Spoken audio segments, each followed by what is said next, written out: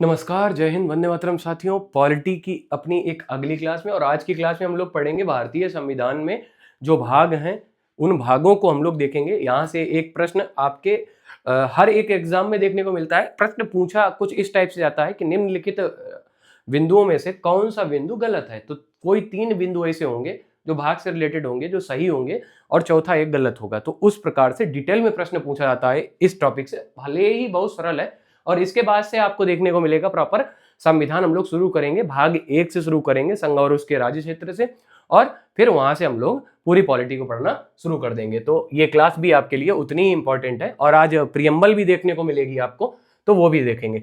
भारतीय संविधान के भाग, और टोटल भागों की संख्या है कितनी, तो पहले थी 22 भाग थे, और वो 22 भाग ही हम लोगों को पढ़ने थे। लेकिन अब कितने हो गए, अब 25 भाग हो गए, जैसा कि हमने पिछली क्लास में आपको बताया था। हम लोग देख लेते हैं भाग 1 में क्या है।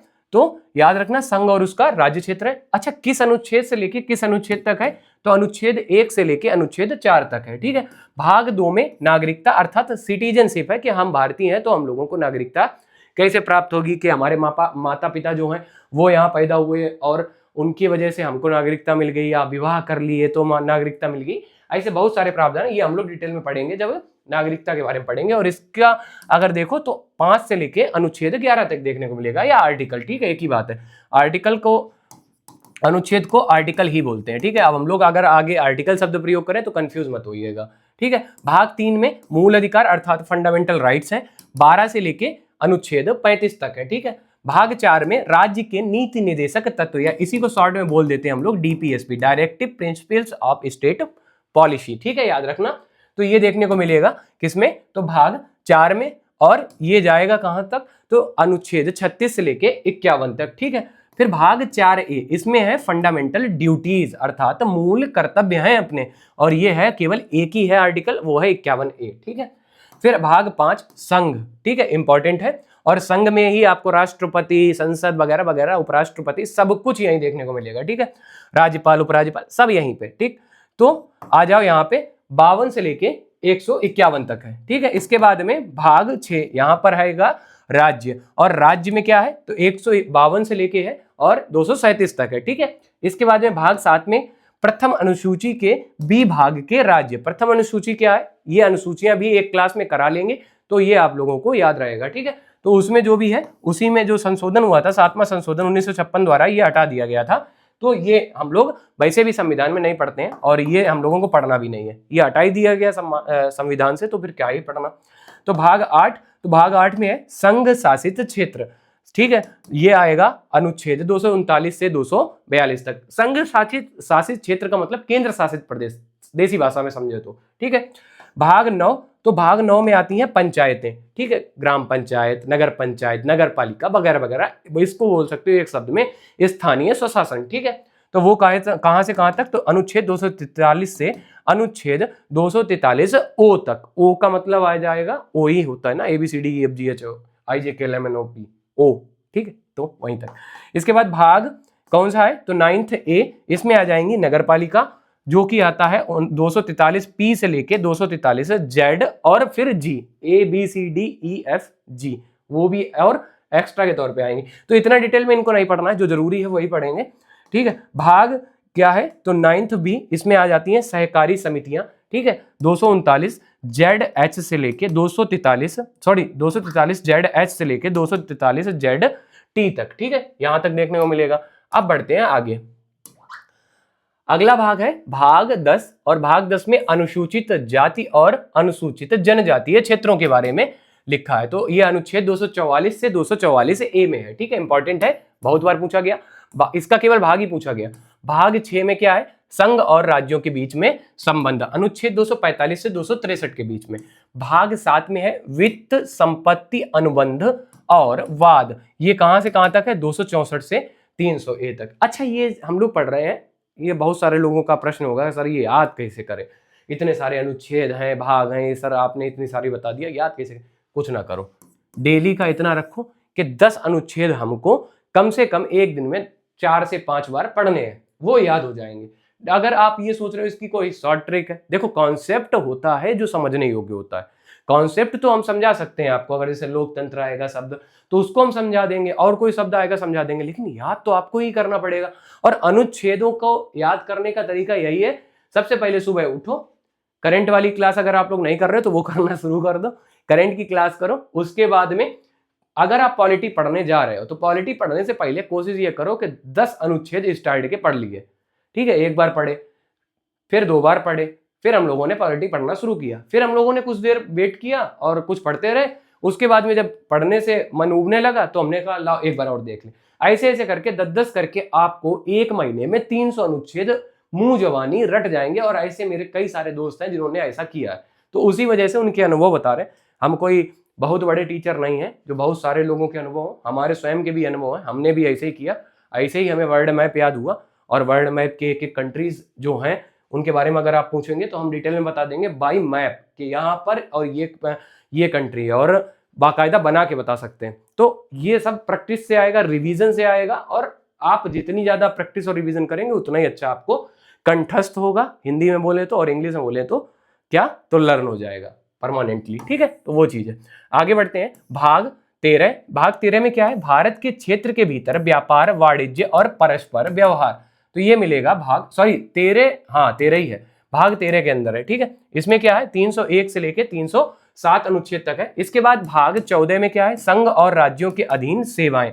तो ये आ जाएगा 308 से लेके 323 तक। इसके बाद में आ जाता है भाग 14A, ठीक है। भाग 14A में क्या है, न्यायाधिकरण है, और ये अनुच्छेद 323A से लेके अनुच्छेद 323B तक होता है।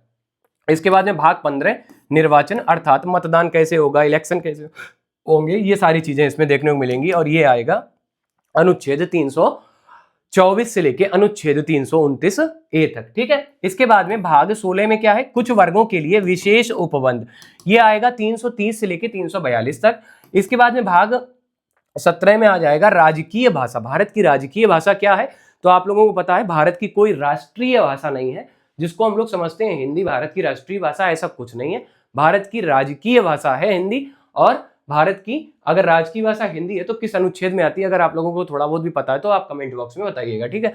और ये आता है किस अनुच्छेद में, 352 से लेकर 360 तक। इसके बाद में भाग 18 आपातकालीन उपबंध, मतलब इमरजेंसी के टाइम पे कैसा कैसा राष्ट्रपति जी आदेश दे सकते हैं, निर्देश दे सकते हैं, वो सारी चीजें, ठीक है।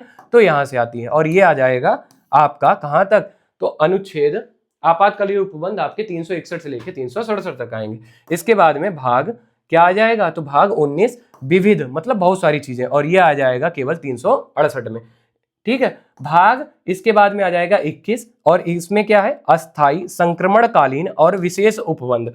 कुछ विशेष उपबंध है, कुछ स्टेटों के लिए बोल सकते हो, जैसे कि कुछ जनजातियां होती हैं, जैसे कि मणिपुर में चल रही थी, उनके लिए कुछ विशेष उपबंध है। पूर्वोत्तर भारत के जो राज्य हैं उनके लिए कुछ अलग संविधान में अलग से उनके लिए लिखा गया कानून व्यवस्था, वहां पर कैसे शासन होगा, ठीक है। तो वो सारी चीजें, क्योंकि जनजातियां हैं वो अपने कल्चर को नहीं छोड़ सकती हैं, और अपने कल्चर को छोड़ना भी नहीं चाहिए हमारे ख्याल से। तो ये आता है अनुच्छेद 369 से लेके 392 तक, ठीक है। और इसके बाद आ जाता है भाग 22, जिसमें है संक्षिप्त शीर्षक, प्रारंभ, प्राधिकृत, हिंदी पाठ और निरसन, ठीक है। ये 393 से लेके 395 तक है, और ये सारे वो 22 भाग हैं जब संविधान अपना बना था, और उस संविधान में कैसे हम लोगों ने ये सब किया, ठीक है, लिखा। तो वही इंपॉर्टेंट है, वही पूछा जाता है। आज के भाग अगर आप पूछोगे तो वो आपके एग्जाम में आता नहीं है, और इतना डिटेल में आप कोई एग्जाम दे भी नहीं रहे, यूपीएससी वगैरह, जो पूछ लिए जाए, ठीक है। अब शुरुआत करते हैं हम लोग भारत के संविधान की उद्देशिका, या जिसको हम लोग प्रियम्बल या प्रस्तावना कई सारे नामों से जानते हैं। वही हम भारत के लोग भारत को संपूर्ण प्रभुत्व संपन्न समाजवादी पंथ निरपेक्ष लोकतंत्रात्मक गणराज्य बनाने के लिए। तो ये पूरी जो आपने पढ़ी होगी एनसीईआरटी के पहले पेज में सभी किताबों में लिखी हुई मिलती है, तो उसी में कुछ शब्द हैं, उन शब्दों को थोड़ा हम लोग देख लेते हैं, ठीक है। जैसे कि हम भारत के लोग भारत को संपूर्ण एक संप्रभु या संपूर्ण प्रभुत्व, एक ही बात है। तो हम भारत के लोग मतलब हम सभी भारतीय जो हैं भारत को संप्रभु का मतलब हम अपने आप के ही मालिक हैं ना। कोई ऐसा थोड़ी ना कि आपके ऊपर कोई तानाशाही दिखाना चाहे, आप कोई डिसीजन न ले पाओ। हर व्यक्ति अपने स्वतंत्रता के लिए खड़ा रहता है, और बोल सकते हो कि हर व्यक्ति क्या है, अपने आप का मालिक है, अपने शरीर का मालिक, अपने मन का मालिक है। वैसे ही यहाँ पे बात की गई कि ये पूरा भारत है, और भारत अपने सारे डिसीजन स्वयं ले सकता है, जैसे पहले ब्रिटेन लेता था जब अंग्रेजों के गुलाम थे। तो ऐसा कुछ नहीं होगा, हम पूर्णतः स्वतंत्र हैं और अपने डिसीजन लेने के लिए हम खुद क्या है, तो लायक है, हम खुद लेंगे, ठीक है, ऐसा कुछ। समाजवादी, अच्छा समाजवादी में क्या है, ऐसे ये एक विचारधारा है, अगर हमारी नजर में देखो समाजवादी विचारधारा का मतलब कि गरीबों की बात, ठीक है, किसानों की बात, इन सभी को भी न्याय उतना ही मिले। न्याय का मतलब है कोई भी सरकारी योजना आए, भारत देश में कोई भी ऐसा कार्य हो, ये भी उससे जुड़े हुए रहें और जुड़े हुए अपने आप को महसूस करें। हालांकि ऐसा है नहीं, जुड़े हुए हैं तो सारे किसान, सारे गरीब हैं तो जुड़े हुए भारत से, लेकिन क्या उनको वो जुड़ी हुई चीजों से वो क्या उस चीज को फील कर पाते हैं, महसूस कर पाते हैं? बिल्कुल मेरे ख्याल से तो नहीं। किसान बेचारा मर रहा है, और ये केवल हम किसी सरकार के लिए नहीं बोल रहे, सभी सरकारों में ऐसे ही रहा, कोई बहुत अच्छा किसान के लिए नहीं हुआ जो हमको हमारा पेट भरने के लिए, हमें स्वस्थ रखने के लिए, हमारे लिए इतना कुछ करते, और उनके लिए सरकार क्या ही करती है। सारी सरकारें ऐसी हैं, कोई नई एक सरकार नहीं आई है, ठीक है। तो समाजवादी विचारधारा वही होती है जो गरीब, हर एक वो तबका जो किसी ना किसी तरह से आजादी के समय या आजादी के बाद जो मुख्य धारा से अछूता हुआ अपने आप को महसूस करता रहा, उन सबको वो एक ऐसी धारा में लाना जो सभी के लिए इक्वल हो, मतलब उनको बराबर का न्याय, सब कुछ बराबर का ही मिले, ठीक है, तो ऐसा कुछ। और जो थोड़ा पीछे हैं उनको थोड़ा आगे करने का अवसर दिया जाए, ऐसा एक विचारधारा है समाजवादी। यहाँ पार्टी विशेष की बात नहीं चल रही, ठीक है। इसके बाद में धर्मनिरपेक्ष। धर्मनिरपेक्ष का मतलब यह है कि भारत एक ऐसा देश है जिसका कोई भी धर्म नहीं होगा, सारे धर्म उसके हैं और वो सबके धर्म का है, ऐसे बोल सकते हो ना, सारे धर्म मेरे और मैं सबके धर्म का। तो ऐसा कुछ है इसमें धर्मनिरपेक्ष में, भारत का कोई एक विशेष धर्म नहीं है, धर्म निरपेक्ष देश है। और ये आपने बहुत सारी डिबेट्स में सुना भी होगा, इस वजह से हम ये बता रहे हैं कि आप लोग डिबेट्स में सुनते हो और फिर आप लोग सोचते हो कि क्या बोल गए, और बस केवल एक ही काम आता है ना, डिबेट्स में साइड में बैठे होते हो ओ और ये ताली, ठीक है। तो ये ना करके थोड़ा लॉजिकल वे में सोचो, पॉलिटी आपका दिमाग खोल सकती है और आपके अंदर में एक तर्क संगत व्यक्ति की बोल सकते हो उत्पन्न कर सकती है कि आप हर बात को तर्क से करके, और नहीं तर्क से बता रहे हैं ना, अभी तो कुतर्क पे ही बहुत सारे लोग चले हैं, मार्केट में बैठते हैं जो केवल कुतर्क करके ही अपनी बहस करते हैं। आप लोग तर्क से कर सकते हो, लॉजिक के साथ में और तथ्य के साथ में, तो आपकी बात में एक अलग वजन होगा, ठीक है, वो चीज है। तो धर्मनिरपेक्ष का मतलब भारत का कोई धर्म नहीं है, लेकिन फिर हम एक दूसरी बात यहाँ पे लेके आते हैं। वो दूसरी बात ये है कि अगर भारत का कोई धर्म नहीं है तो आप हमें एक ये बात बताइए, एक तो बड़ा ये टॉपिक चलता है हिंदू राष्ट्र को लेके, ठीक है, सबकी अलग अलग परिभाषाएं, तो ये कैसे हो सकता है, हिंदू तो आपने धर्म बता रखा है।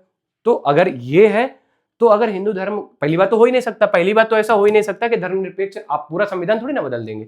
और सुप्रीम कोर्ट फिर किस लिए है, कई लोगों ने कोशिशें भी की थी इससे पहले, जो सरकारें रही हैं उन्होंने कोशिश की थी संविधान को थोड़ा बहुत हिलाने की, और एक बहुत बड़ा संशोधन किया था अगर आपको याद हो इमरजेंसी के टाइम पे। तो सुप्रीम कोर्ट तो बीच में आई फिर तुरंत, क्योंकि वो संरक्षक है संविधान की, आप ऐसे थोड़ी ना कुछ बदल सकते हो।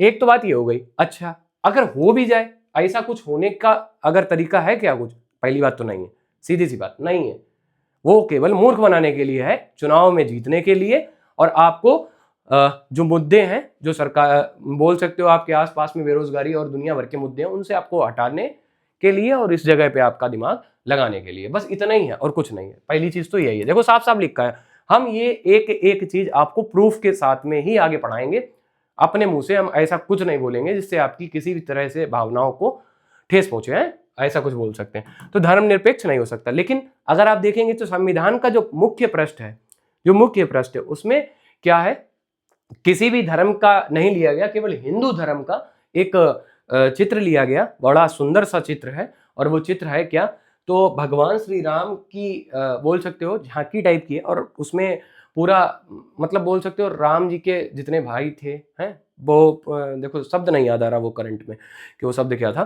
तो भगवान श्री राम हैं, सीता मैया हैं, लक्ष्मण जी हैं और हनुमान जी हैं। तो राम दरबार, हाँ सॉरी, राम दरबार की उसमें एक पेंटिंग है, और वो पेंटिंग बनाई गई थी, और वो संविधान में, रियल संविधान जो अपना मुख्य संविधान है उसमें, मूल संविधान में आज भी वो चीज लगी है, ठीक है। तो ऐसा कुछ नहीं है, काफी लोग ये कहते हैं कि फिर अगर संविधान में धर्मनिरपेक्ष है तो फिर वो चित्र क्यों लगाया गया।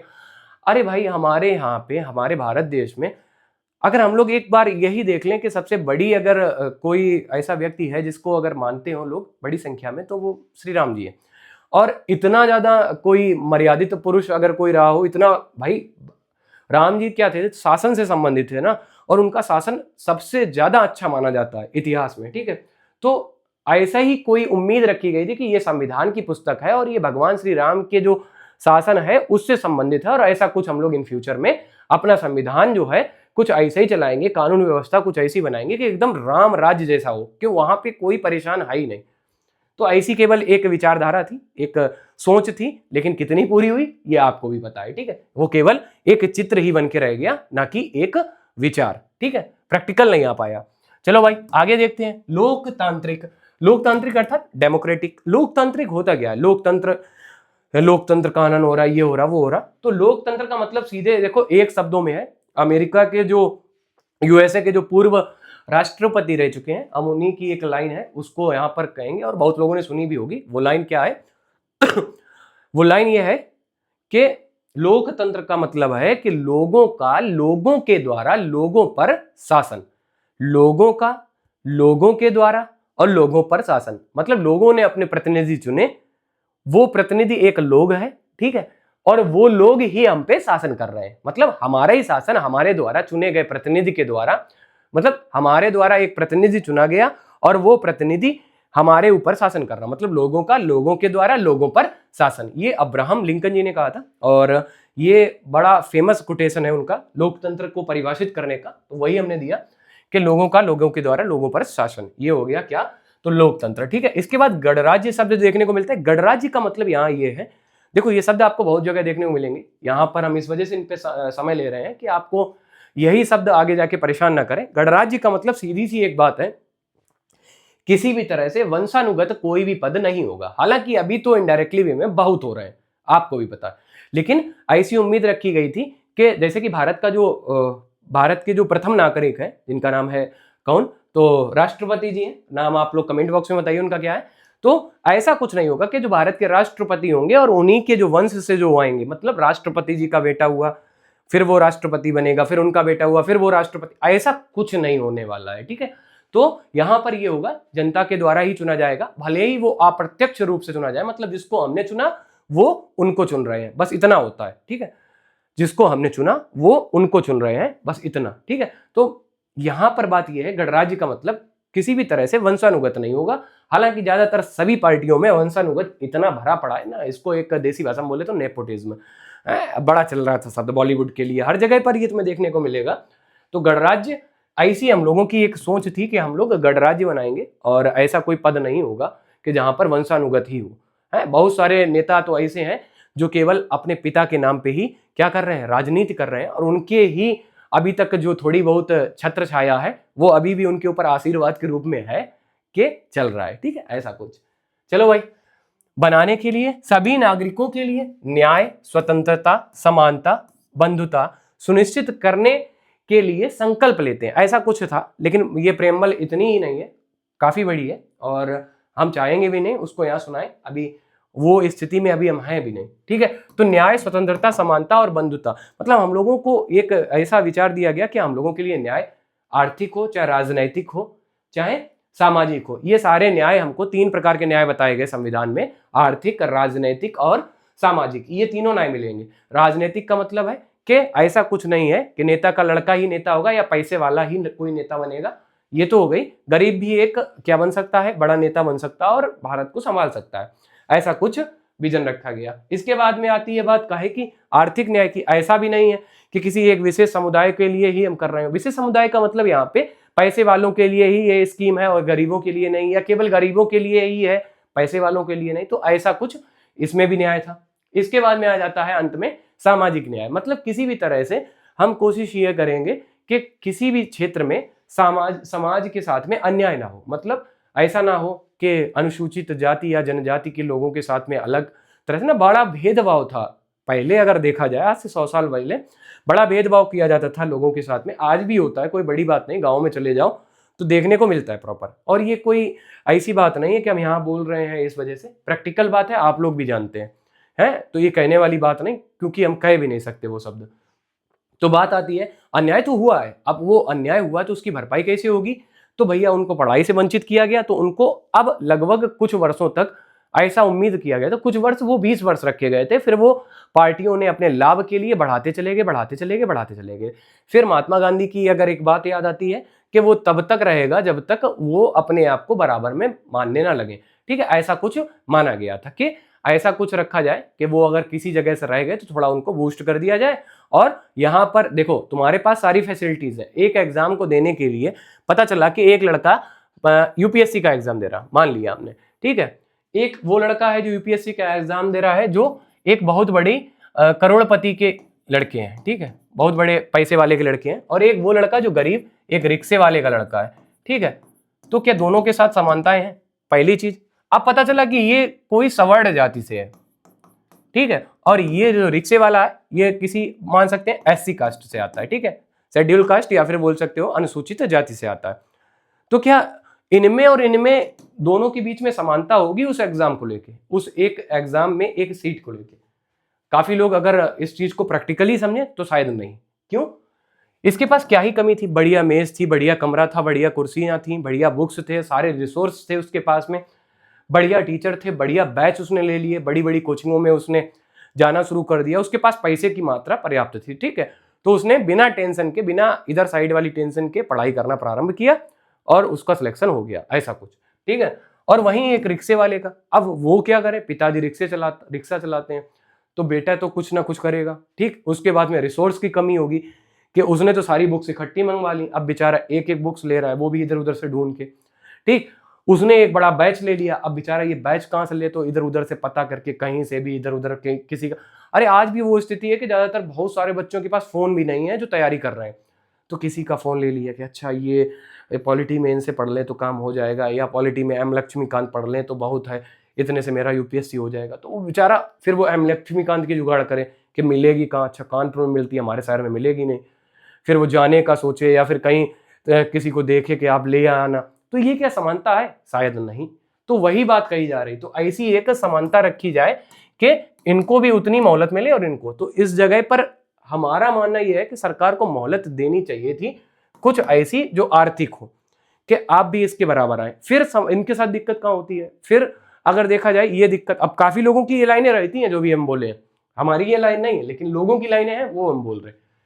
फिर क्या होता है कि अब ऊपर आ गया बेचारा, एग्जाम देने के लिए बैठा, तो अब आप सोचो कि ये एक सीट है, और एक सीट में ये एक पैसे वाले या बहुत अलग बोल सकते हो, बहुत पैसा है, सवर्ण है, और सबके लिए वो है, तो उनके लिए ये एक सीट है, और यही एक रिक्शे वाले जो कि एक अनुसूचित जाति से है उसके लिए एक सीट है। तो आप ये बताओ कि एग्जाम में कौन कायदे से एग्जाम दे पाएगा? पहली चीज तो आपका सीधा जवाब यही होगा कि ये देगा भाई, कोई टेंशन नहीं, सब कुछ है, उसके पास सारे रिसोर्स थे, पैसे की भी कमी नहीं है, एग्जाम देने जा रहा तो भी कोई दिक्कत नहीं है, तो इसका सिलेक्शन होने के चांसेस ज्यादा होंगे, बिल्कुल होंगे। अब यहीं पर बात आती है एक शब्द की, आरक्षण। तभी यहां पर अगर आप समानता शब्द देखे होगे तो आप समानता की जगह कहीं कहीं पर आपको समता शब्द भी देखने को मिलता है। और यही जो हम बता रहे हैं कि ये जो एक शब्द आया है आरक्षण, जिसको हम लोग जानते हैं रिजर्वेशन के नाम से, यही आरक्षण ही क्या है? तो समता है। और इसको यहां पर दिया गया कि चलो भाई, तुम्हारे पास रिसोर्स की कमी थी, तुमने कोशिश तो की, और ऐसा कोई व्यक्ति नहीं है कि अगर हम एससी में आते हो या एसटी में आते हो कि हम पढ़ाई 100% नहीं करेंगे, हमारा कोटा में हो जाएगा, ऐसा कुछ तो होता नहीं ना। सब लोग अपनी तरफ से पूरी कोशिश करते हैं 100%, फिर वो वहां पर आके किस्मत पे बात रुकती है ना, ऐसे ही कुछ है। तो अब पता चला कि इसके 10 नंबर कम है और इनके पास में 10 नंबर ज्यादा है। सीट यहाँ पर क्या है कि मान लिया कि 90 नंबर आ जाते तो सीट यहाँ पे मिल जाती, तो इनके जो 10 नंबर कम थे, मान लिया 80 हैं, और इनके पास में है 95 नंबर। अब क्या बताओ, इनके 95 नंबर आ रहे, कैसे ही आ रहे भाई? इसके पास सारे रिसोर्सेस सब कुछ था, कोई कमी नहीं थी, तो आ रहे ना। उसके पास सारी कमी होने के बाद में, इतना सब करने के बाद में भी वो 80 ले आया, बड़ी बात है। यही हम आपको समझाना चाहते हैं कि बड़ी ये सारी बातें उठती है, आरक्षण गलत है, ये है वो है। तो आरक्षण हमारे ख्याल से तो ऐसा जातिगत है, अब शायद समाप्त होना चाहिए, और ये समाप्त तभी हो सकता है जब स्वयं जिसके पास आरक्षण हो वो छोड़े, पहली चीज। तो यहां पर होना चाहिए आर्थिक तौर पे, आर्थिक तौर पे आरक्षण कैसा? अब यहां पर बहुत सारे ऐसे होंगे जो आरक्षण का लाभ लेके सरकारी पद पे पहुंच चुके और उनकी स्थिति बहुत अच्छी हो चुकी है, तो वो क्या करें, वो अपने आरक्षण को छोड़ दें कि हमारे पास सारी स्थितियां हैं और हम अपना बिना आरक्षण के, बिना किसी रिजर्वेशन के, बिना किसी हेल्प के हम अपने जीवन में आगे बढ़ सकते हैं और अपने परिवार को भी बढ़ा सकते हैं। फिर बात यहां आ जाएगी, फिर एक शब्द आता है जाति सूचक शब्द, वो प्रयोग किया जाएगा। कहां कहां से बचेगा? तो बेचारा फिर वो सोचता है कि भाई इतना आरक्षण तो मिलके नौकरी ले ली, अगर मैं छोड़ भी रहा हूं तो ये लोग इसी से हमें टॉर्चर करेंगे इन फ्यूचर में, और करते भी हैं, ये सभी को पता है। तो यहां पे जब टॉर्चर किया जाएगा, अब जब इससे टॉर्चर किया जाएगा तो फिर बेचारा वो कहेगा कि ऐसा है तेल लेने जाए, जो मिल रहा ले लेंगे, वैसे भी कुछ सरकार देती नहीं है, कोई भी सरकार आए हम नहीं छोड़ेंगे। तो यहां पर सिचुएशन फंसती है, या तो ये चीजें शब्द खत्म कर दो तो वो खुद छोड़ देंगे, ठीक है। लेकिन अगर ये नहीं हो रहा है तो फिर क्या ही उम्मीद रखे हो कि आपको आरक्षण आप लोग खत्म कर पाएंगे? कभी नहीं होगा। और पूरी कहानी हमने आपको इस वजह से ये बताई कि क्यों आरक्षण बनाया गया और क्यों जरूरी था, ठीक है। बढ़ते हैं आगे। अच्छा, न्याय की बात की, 3 प्रकार के थे, सामाजिक, आर्थिक और राजनीतिक, तीनों बता दिए। स्वतंत्रताएं कौन सी हैं? विचार की है, आप अपने विचार रख सकते हो, अपने विचार कर सकते हो मन में, ठीक है। अभिव्यक्ति अर्थात बोलने की स्वतंत्रता है। देखो ये सारे जितने भी ये आपको दिख रही हैं स्वतंत्रताएं, ये सारी अधिकार हैं, और ये अधिकार आपके तब तक आपके हैं जब तक आप किसी दूसरे के अधिकार का हनन ना करो। अब यहां पर आपका विचार ये हो सकता है कि चलो भाई अगर देश में ये हो जाए तो बहुत अच्छा होगा, लेकिन अगर आपका विचार कुछ ऐसा हो कि देश विरोधी हो तो वहां पर तो आपने अपने अधिकार का तो फायदा उठाया है, लेकिन बहुत सारे लोगों के अधिकारों का तो हनन किया ना। तो वो चीज है। तो ये तब तक आपके पास है जब तक आप इनका सही प्रयोग कर रहे हो अपने लिए, ठीक है, देश के लिए।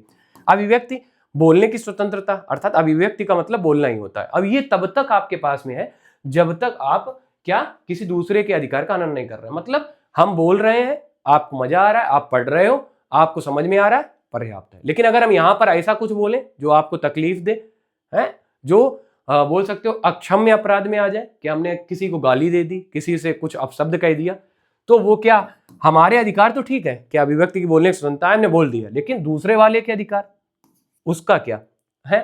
तो उसके तो अधिकार का हनन कर लिया ना, सम्मान को उसकी ठेस पहुंची है। तो ऐसा कुछ कहा भी गया कि सम्मान भी मिलेगा, प्रतिष्ठा भी मिलेगी, तो यहां पे हनन हो गया। अब ये तब तक आपके हैं जब तक आपके अधिकार, तब तक आपके हैं जब तक आप उनका सही प्रयोग कर रहे हो, किसी दूसरे के अधिकार का हनन ना कर रहे हो, तो वो बात है। इसके बाद आ जाओ विश्वास की, कि विश्वास रखिए। धर्म की, आप अपने धर्म की क्या कर सकते हो? विश्वास का मतलब यहाँ पे किसी भी चीज पे आप विश्वास कर सकते हो, आपका अपना एक विजन है, आपका अपना एक माइंड है, आप किसी भी चीज पे विश्वास कर सकते हो। उदाहरण के तौर पे अगर आपको किसी विशेष पार्टी पे विश्वास है तो आप उस पे कर सकते हो, उसका दूसरे पे है, कोई दूसरे पे कर सकता है। तो ये बात आ गई। इसके बाद में बात आती है धर्म की, आपका जो मन है, आप भले ही पैदा हुए हो किसी अन्य धर्म में और आप किसी अन्य धर्म को मानना चाहते हो, मान सकते हो, ऐसा कहा गया अपने संविधान में, ये आप पे है, ये स्वतंत्रता है। लेकिन ये तब तक है जब तक आप किसी दूसरे के अधिकार का हनन ना करो कि नहीं तुम्हें यही बनना पड़ेगा, है, वो कांटे दे रहे हैं, तुम्हें ये बन जाओ, तुम जो बन जाओ, तुम फलाना धर्म अपना लो। जैसे ईसाई मिशनरीज भारत में आए थे, जबरदस्ती धर्म परिवर्तन करवाए थे, है, स्टार्ट में, अगर आप लोगों को याद हो इतिहास में पढ़ना सॉरी, मॉडर्न स्ट्रीम देखने को मिलेगा, तो वहां पर देखना आप, तो कैसे उन्होंने बहुत सारे लोगों का जबरन धर्म परिवर्तन करवाया था। तो वो चीज नहीं होनी चाहिए, जबरन नहीं, कोई स्वेच्छा से मान रहा, मानने दो, सही है, उसकी एक स्वतंत्रता है, वो मान रहा उस धर्म को तो मानने दो। इसके बाद उपासना, आप किसी की भी पूजा कर सकते हो। आपको अगर अच्छा लग रहा है काली मैया की पूजा करना तो काली मैया की कीजिए, अगर आपको भोले बाबा की पूजा करना अच्छा लग रहा है तो भोले बाबा की कीजिए, जिसकी आपकी जैसी इच्छा। अल्लाह को मानने का मन कर रहा है अल्लाह को मानिए, है, ईसा मसीह जी को मानने का मन कर रहा है तो ईसा मसीह को मानिए, अगर आपको वाहेगुरु को मानने का मन कर रहा है तो वाहेगुरु को, बौद्ध धर्म को, जैन धर्म को, जिसका मानने का मन कर रहा है, जिसकी पूजा करने का मन कर रहा है, उनकी उपासना कर सकते हो आप। ऐसी स्वतंत्रता आपके संविधान में आपको दी गई है, ठीक है। इसके बाद समानताएं, ये 2 प्रकार की दी गई, एक प्रतिष्ठा की, एक अवसर की। प्रतिष्ठा का मतलब यहाँ पे आपके सम्मान की बात की गई है कि आपके सम्मान को कोई भी ठेस नहीं पहुंचा सकता है, ये समानता होगी। आप चाहे किसी भी धर्म से हो, किसी भी कास्ट से हो, आप सबके लिए बराबर हैं। अगर आप लोग सरकारी दफ्तर में जाएंगे तो कुर्सियां सबके लिए बराबर लगती हैं, क्या ऐसा नहीं है कि तुम्हारे लिए प्लास्टिक की, दूसरे के लिए बोरा बिछाया गया, तीसरे के लिए जमीन पे बैठो ना, सबके लिए बराबर। तो वहां पर वही बात की गई है कि प्रतिष्ठा की समानता रहेगी, मतलब आपको सम्मान बराबर में ही दिया जाएगा, किसी भी तरह से आपके साथ भेदभाव नहीं किया जा सकता किसी भी सरकारी दफ्तर में। खासकर ये सारी चीजें सरकारी दफ्तर में तो सबसे ज्यादा लागू होती हैं, फिर आम जीवन में भी होती हैं, ठीक है। तो वहां पे इसके बाद में अवसर की, अवसर का मतलब है अगर कोई जॉब वैकेंसी निकली है, ठीक है, मान लेते हैं, तो आपको ये नहीं है कि आप फला धर्म के हो, फला कास्ट के हो, फला उसके हो, या कोई स्कीम निकली है तो उस वजह से फला धर्म फला कास्ट के हो, इस वजह से हम आपको इस स्कीम में शामिल नहीं कर सकते या इस वैकेंसी में आप शामिल नहीं हो सकते, तो वहां पर आपके साथ भेदभाव नहीं किया जा सकता है। तो ऐसा कुछ है। इसके बाद बंधुता, तो राष्ट्र की गरिमा को ध्यान में रखना है कि राष्ट्र सर्वोपरि है, देश सर्वोपरि है, उसके सम्मान को, उसकी गरिमा को ध्यान रखना है हम लोगों को, ठीक है। एकता, जो कि हम लोगों को कभी नहीं तोड़नी है, चाहे भले ही कोई कितनी कोशिश कर ले, भले ही वो किसी भी धर्म के हैं, तो वो अगर हम उनसे एक बार अच्छा ट्रीट करेंगे, 2 बार करेंगे, 3 बार करेंगे, एक बार तो वो करेगा ना सामने वाला, तो वो रखना है। आप अपनी तरफ से लाख प्रयास कीजिए आप उसके साथ में कभी गलत मत कीजिए। 100% ये बात श्योर है कि वो एक ना एक दिन उस चीज को लेके पछताएगा। और हकीकत बात है कि हाँ यार, कितना यार वो सही कर रहा, हमें हर जगह पे अच्छा दिखा रहा, अच्छा बता रहा, सब कुछ कर रहा, और हम उसके लिए ये कर रहे या ये सोच रहे। नहीं ना, एक बार सोचेगा वो, 2 बार सोचेगा, एक दिन उसको भी अंदर से वो टूट जाएगा ना। इंसानियत तो है ना हम लोगों के अंदर, तो वो टूट जाएगा, वो खुद कहेगा कि हमने गलत किया, चलो भाई है होली, हम भी मनाते हैं, आ जाओ, लिए पिचकारी मार दी, आ रही है ना होली। तो ऐसा भी नहीं करना। तो ऐसा भी हो सकता है, बिल्कुल हो सकता है, और होता भी है। इसके बाद में अखंडता, तो देश जितना अपना बड़ा है इतना बड़ा बना रहे, और इससे भी बड़ा जो उम्मीद किए हैं हम लोग कि भारत एक अखंड राष्ट्र बनेगा, तो बने, बिल्कुल बने, बहुत जरूरी है कि बनना चाहिए। क्षेत्र थोड़ा विस्तार होना चाहिए। जैसे पड़ोसी वाला जो पाकिस्तान है, वो चिल्लाता रहता, हर दूसरे दिन कहीं आतंकवादी भेजता, कहीं कुछ करता है। खत्म करो यार, एक स्टेट बना लो वहां पे, दूसरा कोई भी बना लो, बलूचिस्तान, लाहौरिस्तान, ऐसे करके बना लो, या राम भगवान के नाम पे बना लो ना, उन्हीं के नाम पे सरकार कुछ ना कुछ करती रहती है, तो उन्हीं के नाम पे कर लो। अभी देखो मनरेगा का नाम बदल के राम जी कर दिया ना, उस वजह से बोला हमने। तो उन्हीं के नाम पे उसको स्टेट बना लो, एक बना लो अफगानिस्तान को अपना स्टेट, म्यांमार को बना लो, ये भी तो अभी टूटा 1938 में म्यांमार, ये भी भारत का अंग था। बांग्लादेश 1971, तो उसको भी शामिल करो, खत्म करो, ये चिकन नेक वाली टेंशन ही खत्म हो जाए। तो क्या ऐसा हो सकता है? ये देखो जो हमने बातें अभी बोली है ना, ये मार्केट में या फिर कहीं पे ऐसी जगह जहां 4 लोग बैठे होंगे ऐसी बातें करते, प्रैक्टिकली ऐसा संभव नहीं है। एक समय आएगा, एक ऐसी स्थिति बनेगी, तब भले ये उपाय, नहीं तो कोई राष्ट्र नहीं चाहता है कि हम किसी से युद्ध करें। अगर युद्ध करोगे तो नुकसान दोनों को ही होना है, ठीक है। तो ऐसा कुछ है। पहले अपने यहाँ पे जो जनता है, उस जनता को इतना सुकून दे लो कि जब किसी दूसरे के साथ युद्ध करो जाके, तो जनता कहे कि कोई बात नहीं, इतना सब कुछ किया, थोड़ी परेशानी ठीक है। लेकिन जब थोड़ा ही सा सुकून है, सारी परेशानियां आए, और फिर तुम कहो कि हम युद्ध करें जाके, तो बेचारी जो बची हुई उसके पास जो सुकून है वो भी छिन जाएगा। तो इसलिए युद्ध अभी ठीक नहीं होगा, आई थिंक।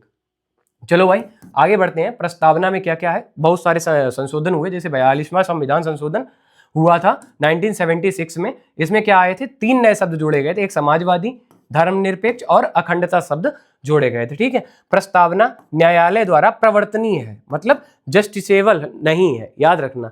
आप किसी भी तरह से प्रस्तावना को न्यायालय के सामने प्रस्तुत करके नहीं कह सकते हो, और लागू करने योग्य नहीं है, मतलब ऐसा कुछ कहा गया था इस अमेंडमेंट से पहले कि प्रस्तावना लागू नहीं होगी, ऐसा कुछ है।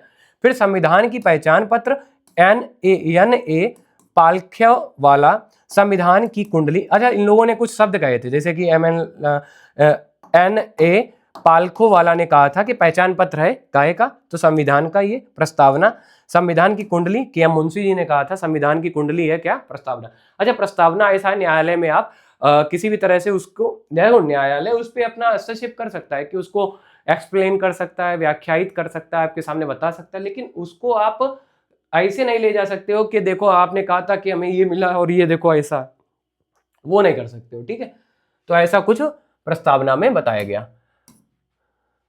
अब आते हैं आगे, प्रस्तावना के मुख्य तत्व, ठीक है। ये क्लास थोड़ी बड़ी लग रही है क्योंकि शब्दों से हम लोग थोड़ा परिचित हो रहे हैं, और ये शब्द हम लोगों की आए दिन जिंदगी में आते रहते हैं, और तो ये जरूरी भी है कि इन सबको हम लोग थोड़ा पढ़ें, ठीक है, जरूरी भी है, ठीक। बढ़े आगे, प्रस्तावना के मुख्य तत्व कौन कौन से? संविधान की सत्ता का स्रोत भारत के लोग ही होंगे, याद रखना। संविधान में जो सत्ता के स्रोत होंगे वो कौन होंगे? भारत के लोग। कितना बढ़िया विजन था। भारतीय राज्य का स्वभाव संप्रभु होगा, किसी भी तरह से किसी के अंडर नहीं होंगे। समाजवादी होगा, पंथ निरपेक्ष होगा, लोकतांत्रिक होगा और गणराज्य होगा। सबका मतलब बता ही चुके, ये बार बार शब्द मिलेंगे, इस वजह से एक ही बार बता दिए। इसके बाद में संविधान के उद्देश्य न्याय, स्वतंत्रता, समानता, बंधुता, ये सारे उद्देश्य होंगे कि हमें सबको न्याय देना है, सबको स्वतंत्रताएं देनी है, सबको समानता की नजर से देखना है, सबके साथ में भाईचारा के साथ में बंधुता के साथ में रहना, ऐसा कुछ रखा गया था। संविधान को अंगीकृत करने की तिथि कब थी? तो 26 नवंबर 1949 को संविधान को अंगीकृत कर लिया गया था और पूर्णतः लागू कब किया गया? तो 26 जनवरी 1950 को। ठीक है। संप्रभुता, भारत पूर्ण रूप से स्वतंत्र है, कोई उसको ऐसा नहीं किसी के अंडर में रह के काम करेगा। गणराज्य का मतलब भारत में एक निर्वाचित राष्ट्र प्रमुख होगा, कोई ऐसा नहीं होगा कि उनके पिताजी राष्ट्रपति थे, उनके लड़के हुए वो भी राष्ट्रपति हो जाए, ऐसा नहीं होगा, ऐसा कुछ रखा गया था। उद्देशिका से जुड़े प्रमुख न्यायालय निर्णय, जैसे कि बेरुआरी संघ मामला 1960 में आया था, मतलब प्रस्तावना से रिलेटेड कुछ न्यायालय में बातें रखी गई थी, उनको देख लेते हैं, उनके लिए निर्णय थे वो भी देख लेते हैं। जैसे बेरुआरी संघ मामला 1960 में आया, कहा गया उद्देशिका संविधान का हिस्सा नहीं है, ऐसा कहा था सुप्रीम कोर्ट ने। फिर केशवानंद भारती मामला आया था 1973 में, जिसमें कहा गया उद्देशिका को संविधान का अभिन्न भाग माना गया है, मतलब पहले नकार दिया था कि प्रस्तावना नहीं है संविधान का हिस्सा। फिर जब केशवानंद भारती बनाम भारत संघ राज्य केरल राज्य आया केस, तो वहां पर ये हुआ कि ये है भारत का अंग, भारतीय संविधान का अंग है प्रस्तावना। तो इन पे एक बड़ी डिबेट है, आप लोग कहेंगे तो डिटेल में एक बार इसको पढ़ा देंगे, ये सारे केस जो है मामले हैं, अगर आप लोग कहेंगे तो। वैसे आपके एग्जाम से इंपॉर्टेंट जो भी बनेगा क्वेश्चन वो इतने से ही बनेगा, डिटेल में पढ़ना चाहो तो बता देना। पूरी एक कहानी है, बहुत बड़ी कहानी है, तो 1 से 1.5 घंटा हो सकता है, 2 घंटे क्लास जाए उसके लिए। LIC मामला 1995 में आया, उद्देशिका को फिर से संविधान के महत्वपूर्ण और मूल ढांचे का भाग घोषित किया गया। ये जजमेंट थे जो जज साहब ने कहे, वो सारी बातें यहाँ पे रखी गई। ठीक है, तो ये बात हो गई अपने संविधान की और संविधान की प्रस्तावना की और भाग की। ठीक है, अगर क्लास अच्छी लगी हो तो आप लोग लाइक जरूर कीजिएगा, बड़ी मेहनत लगती है और आपको दिख भी रहा होगा। अगर मजा आया हो तो शेयर, सब्सक्राइब सब कुछ कर लेना। ठीक है, हम बार बार नहीं कहेंगे। मिलेंगे अपनी अगली क्लास में। जय हिंद साथियों।